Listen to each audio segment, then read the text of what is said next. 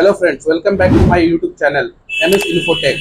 तो मैं आज आप लोगों को ये नॉलेज देने वाला हूँ कि किस तरह से सहारा रिफंड का पैसा क्लेम करते हैं, और इसके बारे में और भी जान के लिए जो सुजीत श्यामली जी हैं उनका वीडियो देख लेंगे कि उन्होंने क्या एक एक चीज़ डिटेल्स बताया है कि इसमें क्लेम करना है या नहीं करना है।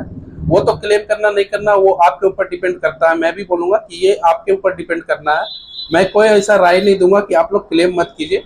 आप लोग खुद समझदार है क्लेम करना है कि नहीं करना है, क्योंकि जो भी अभी गाइडलाइंस आई है वो समझिए एक तरह से इलेक्शन के तहत गाइडलाइंस आई है, तो उसके तहत ही आप लोग अप्लाई कीजिएगा, क्लेम कीजिएगा, क्योंकि बहुत सारी ऐसी रीजन है क्लेम नहीं करने की।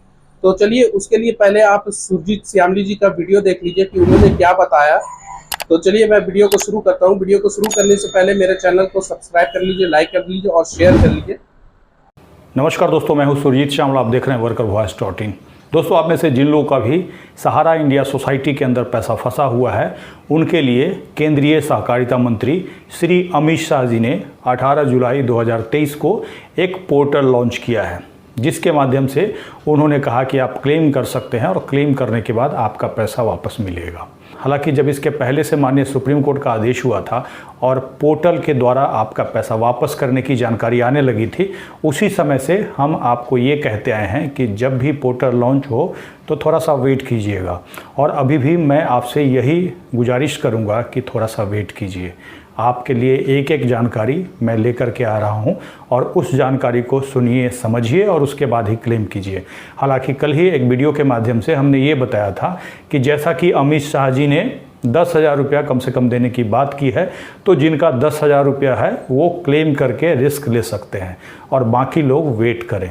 तो बहुत सारे लोगों का कमेंट्स हमारे पास आने लगा, जिसमें कि बहुत सारे लोग पूरा वीडियो देखते हैं और बहुत सारे लोग थोड़ा सा वीडियो देखते हैं और ये लिखते हैं कि पोर्टल नहीं खुल रहा है, हमारा जन्म तिथि गलत है, हमारा ये हो गया, हमारा वो हो गया। तो इसके लिए हमने उसी वीडियो में जिनको पोर्टल से संबंधित कोई भी टेक्निकल समस्या का सामना करना पड़ रहा है या फिर कोई भी इशू है, तो उसके लिए जो टोल फ्री नंबर सरकार के द्वारा जारी किया है उस पर कॉल करेंगे। क्योंकि मैंने अभी तक किसी को ये नहीं कहा कि आप जा करके उस पर क्लेम कीजिए। हमने ये कहा कि जिनका 10,000 रुपया है वो क्लेम कर सकते हैं अपने रिस्क पे। हम आपको सुझाव नहीं दे रहे हैं।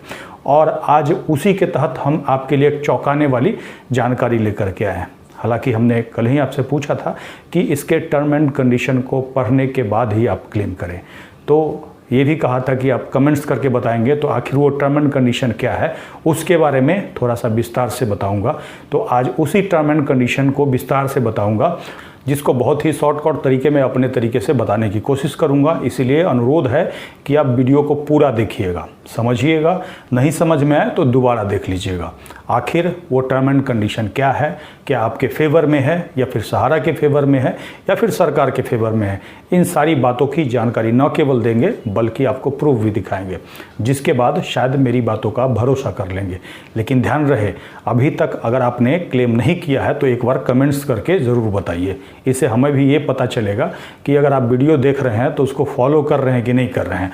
और जिन लोगों ने भी अभी तक क्लेम कर दिया है या फिर क्लेम करने के लिए व्याकुल हो रहे हैं, वो कर सकते हैं, ये उनकी अपनी इच्छा है। हम उनको कभी सजेस्ट नहीं करेंगे। तो आइए हम इस पूरी जानकारी को शॉर्टकट में समझने की कोशिश करते हैं। आपको याद होगा कि 29 मार्च 2023 को माननीय सुप्रीम कोर्ट के द्वारा एक आदेश आता है, जिसमें कि 5,000 करोड़ सहारा सेवी रिफंड खाते से सेंट्रल रजिस्ट्रार के खाते में देने की बात होती है और वहां से आप क्लेम करके अपना पैसा पा सकते हैं, जिसका मैक्सिमम समय 9 महीने तक के लिए है। और ध्यान रहे, आपको याद दिलाना चाहूँगा, जब माननीय दिल्ली हाईकोर्ट के अंदर केस चल रहा था तो उसी समय सरकार क्या करती है, उस केस को ट्रांसफ़र कराने के लिए सुप्रीम कोर्ट चली जाती है और माननीय सुप्रीम कोर्ट के द्वारा ये आदेश दिया जाता है और 6 महीने का टाइम दिया जाता है जो इस केस को नीचे ही यानी कि हाई कोर्ट में ही निपटा करके आप लाएं।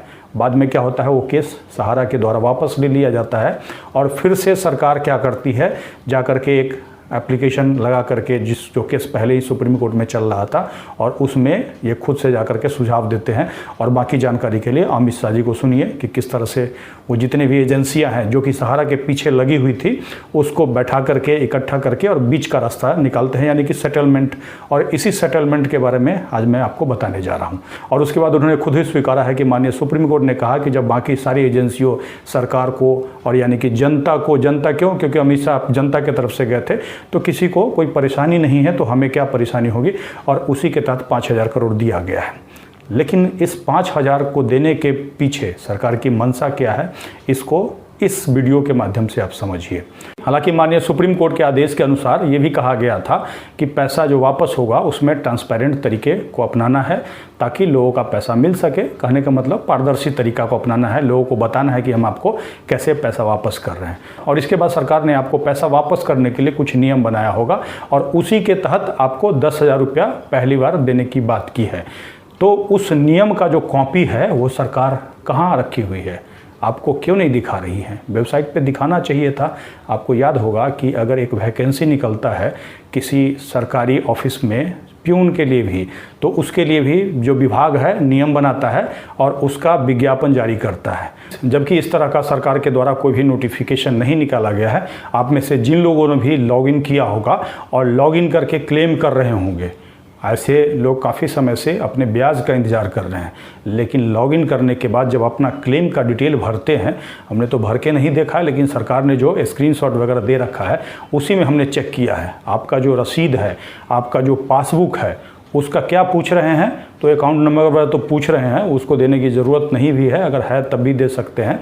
लेकिन वहाँ पे आपसे पूछा जा रहा है कि आपने कितना पैसा जमा किया है, वो पूछ रहे हैं और किस डेट को जमा किया है। इससे ये नहीं पता चलता है कि आपको जो बॉन्ड में लिख करके दिया गया है कि डबल हो जाएगा, वो राशि लिखिए, यानी कि मैच्योरिटी जो आपका लिखा हुआ है वो लिखिए।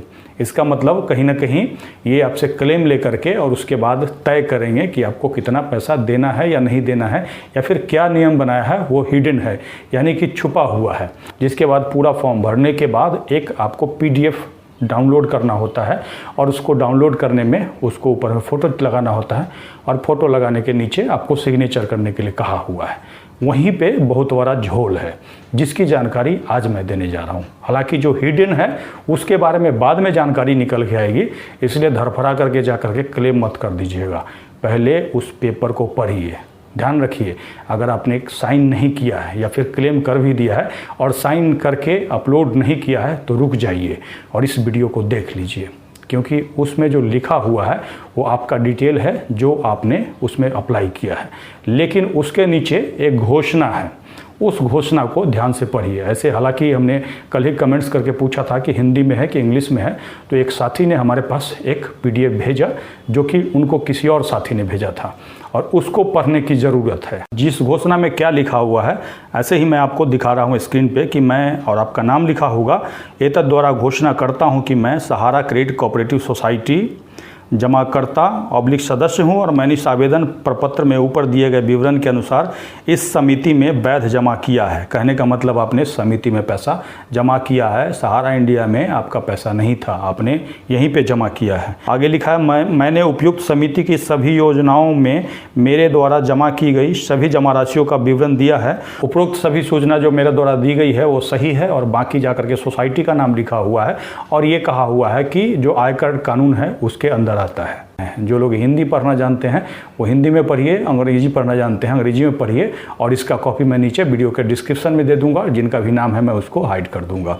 मेरे द्वारा दी गई उपरोक्त कोई भी सूचना अगर गलत होती है तो जो पैसा मुझे मिलेगा उसको मैं सूद समेत सेंट्रल रजिस्ट्रार को वापस लौटा दूंगा, और क्षतिपूर्ति देने का भी घोषणा करता हूँ, यानी कि इससे जो सेंट्रल रजिस्ट्रार ऑफिस को नुकसान होगा वो भी आपसे लिया जाएगा। हालांकि अभी तक ये नहीं कहा गया है कि आपका जो पैसा जमा था उस पर कितना सूद दिया जाएगा, लेकिन आपसे जब पैसा लिया जाएगा तो सूद समेत लिया जाएगा। लेकिन ध्यान से सुनिएगा, इस घोषणा पे हमारा कोई विरोध नहीं है, क्योंकि जो गलत तरीके से पैसा लेंगे उनके ऊपर कार्रवाई होनी ही चाहिए, चाहे वो सहारा सोसाइटी क्यों ना हो, सहारा इंडिया क्यों ना हो, चाहे हम ही क्यों ना हो। लेकिन इसके आगे एक लाइन लिखा हुआ है, काफ़ी खतरनाक है। हो सकता है आप में से बहुत सारे लोगों ने पढ़ा होगा और बहुत सारे लोगों ने नहीं पढ़ा होगा। आपको बता दें कि यहाँ पे लिखा हुआ है कि मैं सहारा CRC रिफंड खाता द्वारा निपटाई गई दावा राशि की सीमा तक के दावे को किसी अन्य मंच में नहीं उठाऊंगी। कहने का मतलब है जो यहाँ पे आपने क्लेम कर दिया उसके लिए कहीं और आप नहीं जाएंगे, किसी और फॉरम में, किसी कोर्ट में नहीं जा सकते हैं। अब आप पूछेगा इससे हमें क्या दिक्कत है, तो इससे आपको ये दिक्कत है कि एक बार आप जब क्लेम कर देंगे, साइन करके अपलोड कर देंगे, और कहने का मतलब आपका जो दावा वहाँ पे स्वीकार कर लिया जाएगा, और स्वीकार करने के बाद हो सकता है आपको 2,000 दे दें, 5,000 दे दें, 10,000 दे दें और 20,000 दे दें। और जैसा कि अमित शाह जी ने कहा, उसके बाद आपका जो दावा है वो पेंडिंग हो जाएगा। चाहे अगला जो समय है मैक्सिमम कितने दिन में देंगे, इसकी कहीं कोई बात नहीं कही गई है। ऐसी स्थिति में बीच में आप कहीं कोर्ट वगैरह में नहीं जा सकते हैं कि हमारा 10,000 ही दिया है और बाकी पैसा नहीं दिया, क्योंकि जैसे ही आप कोर्ट में जाइएगा तो ये क्या करेंगे, वहाँ पे ये वाला आपका दावा दिखा देंगे और कहेंगे कि इन्होंने खुद घोषणा कर रखा है और यहाँ पे इनका सेटलमेंट जारी है, यानी कि पेंडिंग है। तो इसका मतलब ये होगा कि जब तक वहाँ पे आपका सेटलमेंट ख़त्म नहीं होगा तब तक आप कहीं और किसी कोर्ट में, किसी फॉरम में नहीं जा सकते हैं, कहीं दावा नहीं कर सकते हैं। तो एक तरह से इसको देहाती भाषा में समझने की कोशिश कीजिएगा। तो अगर आपके घर में किसी की शादी होती है तो ऐसी स्थिति में आप क्या करते हैं, किसी बाजा वाले को, किसी टेंट वाले को जाकर के 500 रुपया बयाना दे देते हैं। तो उसी तरह से सरकार आपको अभी 10,000 रुपया दे दे, 5,000 दे दे, 20,000 दे दे, 30,000 दे दे, भले ही आपका 10 लाख 20 लाख क्यों ना हो, और वो 10,000 रुपया लेने के बाद आप एक तरह से बंध जाएंगे। आप किसी भी कोर्ट में उसको चुनौती नहीं दे सकते हैं। जैसे ही चुनौती देंगे तो ये वाला पेपर सरकार के द्वारा दिखा दिया जाएगा और कहा जाएगा कि यहाँ पे इनका चरणबद्ध जो पेमेंट है वो जारी है। कहने का मतलब सेटलमेंट यहाँ हो रहा है, पेंडिंग है, तो कोई कोर्ट सुनवाई नहीं करेगा, क्योंकि आपने खुद ही घोषणा यहाँ पे करके दिया है। अंतिम जो पॉइंट है काफ़ी नॉर्मल है, जो कि ऐसे मामलों में होता है, लेकिन यही वाला जो लाइन मैंने अभी बताया काफ़ी खतरनाक है।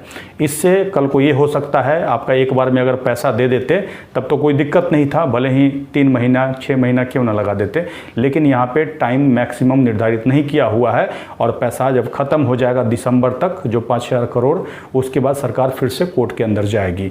कोर्ट के अंदर मामला कितना लंबा खींचेगा या फिर तुरंत आदेश हो जाएगा अगले 5,000 करोड़ के लिए या फिर 40,000 करोड़ के लिए होगा, ये कुछ कहना मुश्किल है, क्योंकि इस तरह का सरकार ने कोई नोटिफिकेशन ही नहीं दिया जिससे कि हमें ये पता चल पाए कि भाई 10,000 अभी देंगे और 20,000 अगले साल देंगे या फिर 5 साल के देंगे। ये सब कुछ भी क्लियर नहीं है।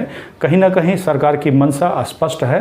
स्पष्ट ये है कि 5,000 करोड़ रुपया दे करके एक तरह से आपको टोकन मनी पकड़ा देना चाहती है। तो आप पूछेंगे सरकार ऐसा क्यों करना चाहती है, तो जैसा कि हमने पीछे जानकारी आपको दी है, खुद सीतारमन जी ने लोकसभा के अंदर स्वीकार किया है कि SFIO ने फर्जी तरीके से जो आपका पैसा कन्वर्ट किया गया है उसको पकड़ लिया है, उसको जांच में पाया है। तो एक तो वो हो गया, उस पर सरकार को कार्रवाई करना चाहिए था, और दूसरा जो है सुप्रीम कोर्ट के अंदर सहारा प्रमुख के खिलाफ अवमानना का केस पेंडिंग है जिसकी सुनवाई चल रही है। उसमें हो सकता है उनको जेल हो जाए, जिसकी जानकारी हमने काफ़ी पहले दी है। अगर आपने उस हमारे वीडियो को नहीं देखा है तो यहाँ पे क्लिक करके देख सकते हैं, और इस तरह आप क्लेम करके खुद ही सेटलमेंट के जाल में फंस जाएंगे तो कहीं ना कहीं सरकार उसको बचा लेगी। और इसीलिए ये सारा प्रपंच रचा जा रहा है। इसीलिए धरफरा करके जल्दीबाजी में पहले सुप्रीम कोर्ट जाते हैं दिल्ली हाई कोर्ट के केस को ट्रांसफ़र कराने के लिए, और फिर वहाँ से कोर्ट जब इनको फिर वापस भेज देती है तो फिर क्या करते हैं, दूसरे केस में तपाक से पहुँच जाते हैं और वो ये कहते हैं कि हम 5,000 करोड़ लोगों को देना चाहते हैं। उसके बाद जितना भी सरकारी न्यूज़ चैनल है, जी हाँ सरकारी न्यूज़, क्योंकि सरकार के इशारे पर वो काम करती है, वो सभी मिल करके आपको अमित शाह जी के द्वारा जो लॉलीपॉप दिया जा रहा है चाहती है ज़बरदस्ती आपको पटक करके मुंह में डाल दे और आप उसको चूसते रहें। कब तक? जब तक इलेक्शन है तब तक। हो सकता है 10-5 हज़ार रुपये आपको दे देंगे इलेक्शन के पहले और उसके बाद फिर से मामला सुप्रीम कोर्ट के अंदर पेंडिंग हो जाएगा। कोर्ट कहेगा पैसा हम नहीं देंगे, या फिर सरकार कहेगा पैसा दे दीजिए, और हो सकता है उसके बाद सुनवाई धीरे धीरे हो और एक तरह से उनके जाल में फंस जाएंगे, और फंसने के बाद आप कहीं भी उसको क्लेम भी नहीं कर सकते हैं। और हो सकता है उसी कागज़ को दिखा करके सुप्रीम कोर्ट में सहारा सुब्रत राय जो है वो बरी हो जाए। दोस्तों, ये जानकारी आपको कैसी लगी? मैंने जो जानकारी दी, क्या आपने उसको पढ़ा है? एक बार आप कमेंट्स करके ज़रूर बताइएगा। तो यहाँ पे इन्होंने साफ साफ क्लियर कर दिया है कि अगर आप क्लेम करते हैं तो क्लेम करके आप यहाँ पे फंस सकते हैं, क्योंकि जो गवर्नमेंट ने अपना जो गाइडलाइन निकाला है उस गाइडलाइन में आप अगर अभी क्लेम कर देते हैं, मान लीजिए अमित शाह जी ने बोला है कि मैं 10,000 रुपया मतलब कि 10,000 तक अभी फर्स्ट इंस्टॉलमेंट में पेमेंट कर दूंगा, मगर जो आप क्लेम कर रहे हैं उसमें जो फॉर्म आता है, जो डिक्लेरेशन फॉर्म है, उसको आप साइन करके भरोगे तो उसमें आपका पैसा आप समझिए कि एक तरफ से आप बंद जाएंगे। तो अगर आपको इस चीज़ से बचना है तो आप अभी इस चीज़ को क्लेम ना करें, थोड़ा वेट कर ले। जितना दिन भी, 10 दिन, 15 दिन, 20 दिन, थोड़ा सा वेट कर ले जब तक इसका रिजल्ट नहीं आ जाता कि हाँ गवर्नमेंट ने सारा पैसा देने का क्लियर कर दिया है। अभी क्या है कि लोगों को 10,000 रुपया दे रहे हैं, तो 10,000 रुपया दे रहे हैं तो वो लोग अप्लाई करें जिनका 10,000 रुपया पेमेंट है। अब वो लोग अप्लाई ना करें कि जिसका पेमेंट अब 50,000 है, 60,000 है, 70,000 है। ऐसे में क्या होगा कि आपको तो 10,000 पेमेंट मिल जाएगा, मगर उसके बाद आपके पास कोई प्रूफ नहीं रहेगा कि आपने पूरा पैसा मतलब कि उनसे लिया है। प्रूफ तो यही रहेगा कि आपने सिर्फ 10,000 लिया है, क्योंकि आपने डिक्लेरेशन फॉर्म में साइन कर दिया है। तो इस चीज से बचने के लिए थोड़ा सा वेट कर लीजिए। आप क्लेम कीजिए, मगर अभी क्लेम मत कीजिए, वो ज्यादा बेहतर रहेगा। तो अगर आपको वीडियो अच्छी लगी हुई है तो मेरा चैनल को सब्सक्राइब कीजिए, लाइक कीजिए और शेयर कीजिए। और जो सर ने बताया है उसको थोड़ा सा गौर कीजिएगा कि मेरे को क्या करना है, क्या नहीं करना है। डिसीजन आपका है, जो भी डिसीजन लीजिएगा वो आप ले सकते हैं, अपना डिसीजन आप खुद ले सकते हैं। ये ना हो कि बाद में आप क्लेम करें कि मतलब कि मैंने जो बताया कि क्लेम मत करो, तो क्लेम नहीं करना है। आप खुद समझदार हैं, समझदारी से काम लीजिए। थोड़ा दिन और वेट कर लीजिए। मैं ये नहीं बोल रहा हूँ कि आप क्लेम मत करो, थोड़ा दिन और रुक जाइए। जो भी स्टेटस है वो स्टेटस आने के बाद ही आप क्लेम कीजिए। और अभी जो मतलब कि न्यूज आ रही है कि 30 तारीख को मतलब 30 अगस्त को भारत बंद है, इसी के रिगार्डिंग को लेकर के भारत बंद होने वाला। तो कम से कम अभी महीना दिन रुक जाइए। मेरे यानी कि मेरे जानकारी के हिसाब से अभी थोड़ा सा वेट कर लीजिए। चलिए मैं वीडियो को यहीं पे खत्म करता हूँ। थैंक यू सो मच मेरे वीडियो को देखने के लिए, और इस वीडियो को ज़्यादा से ज़्यादा शेयर कीजिए ताकि लोगों तक इन्फॉर्मेशन पहुँचे।